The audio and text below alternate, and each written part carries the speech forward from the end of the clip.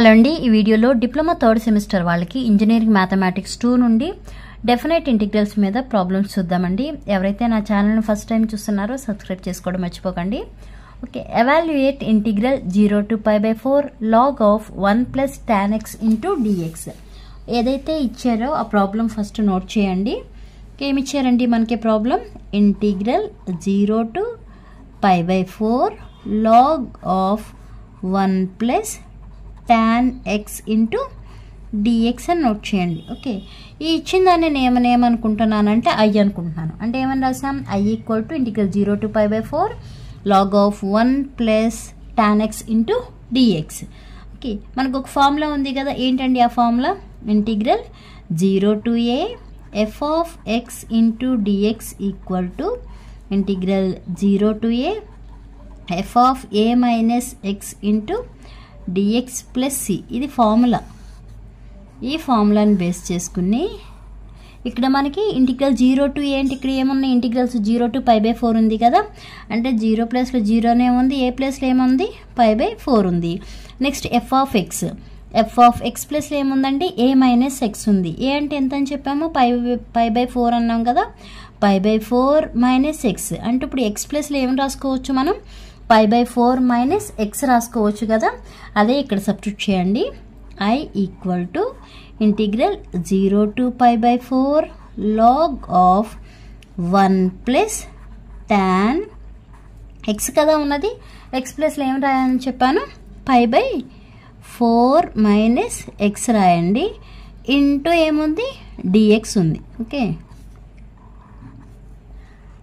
Next I equal to integral 0 to π/4 log of 1 plus ఇది ఏ formula ఉంది మనకి? tan of a minus b formula ఉంది కదా.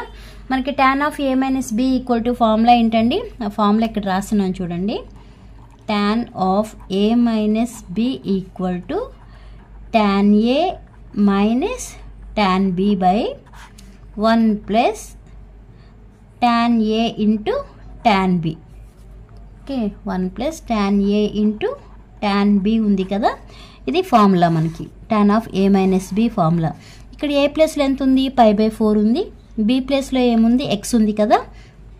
ఈ ప్లేస్లో ఇక్కడ ఈ ఫార్ములా సబ్స్టిట్యూట్ చేయండి. tan of a minus b tan a అంటున్నాం కదా, అంటే tan π/4 మైనస్ tan b అంటే tan x by 1 plus tan a అంటే tan π/4 ఇంటూ tan b అంటే tan x ఇంటూ ఇంకేముందండి?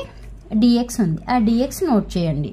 Next I equal to integral 0 to π/4 log of 1 plus ఇక్కడ చూడండి tan π/4 కదా, మనకి వాల్యూ ఎంత అండి? tan π/4 ఈక్వల్ టు ఎంత?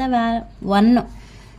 ఓకే, ఇప్పుడు ఈ ప్లేస్లో ఏం సబ్స్టిట్యూట్ చేస్తాం? 1 సబ్స్టిట్యూట్ చేస్తాం, అంటే 1 minus tan x by 1 plus ఇక్కడ tan π/4 అంటే 1 కదా, 1 ఇంటూ tan x ఏమవుతుంది? tan x అవుతుంది into dx. Next I equal to integral 0 to π/4 log of ఇప్పుడు ఎల్సిఎం చేయండి. ఎల్సిఎం చేస్తే ఏమొస్తుంది? 1 ప్లస్ tan x డినామినేటర్లో వస్తుంది, న్యూమరేటర్లో ఇలా మల్టిప్లై చేస్తాం కదా, అప్పుడు ఏమవుతుంది? 1 plus tan x plus 1 minus tan x into dx. Plus tan x minus tan x cancel అవుతుంది కదా, రిమైనింగ్ ఉన్నది ఏంటి? I equal to integral 0 to π/4 log of 1 plus 1 2 by 1 plus tan x into dx ఉంది. ఇది మనకి ఏ ఫార్ములాలో ఉంది? Log of a by b formula ఉంది కదా, ఆ ఫార్ములా రాయండి. Log a by b equal to formula log a minus log b. Okay, ఇప్పుడు log a by b formula ఉంది, దాన్ని ఎలా రాయాలి? Log a minus log b formula రాయండి. ఓకే, ఇంటిగ్రల్ 0 to π/4 ఇక్కడ మనం log a log b form రాసాం కదా, log of a minus b అని.